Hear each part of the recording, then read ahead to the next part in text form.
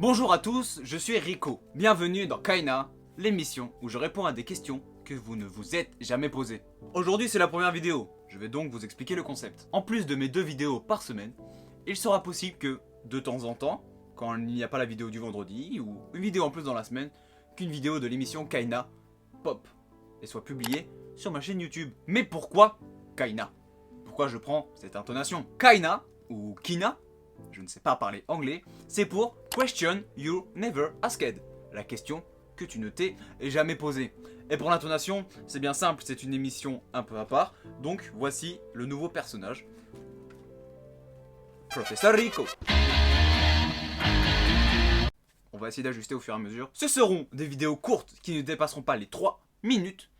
Voilà, je vous ai tout dit, c'est donc parti pour la première émission de Kaina. Question you never asked. En fait, je vais juste répondre à une question que tu t'es jamais posée. Eh oui, c'est ça le concept.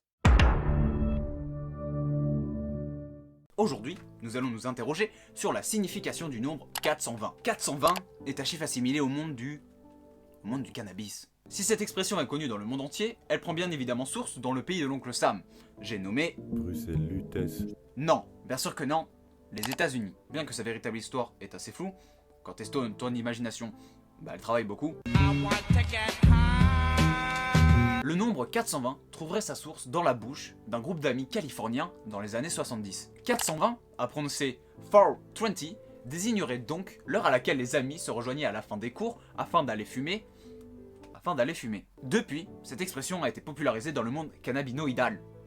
Ce mot n'existe sûrement pas. Et désigne toujours 4h20, l'heure propice pour aller s'allumer un petit blunt. D'ailleurs, tous les 20 avril est fêté le 420 Day, le 4 mai, à 4h20. C'est donc un jour où les stoners se rassemblent afin de promouvoir tous ensemble les bienfaits du cannabis, que ce soit médicinal ou récréatif, et essayent de faire changer d'avis les pays, voire les États, où le cannabis est considéré encore comme un produit illicite.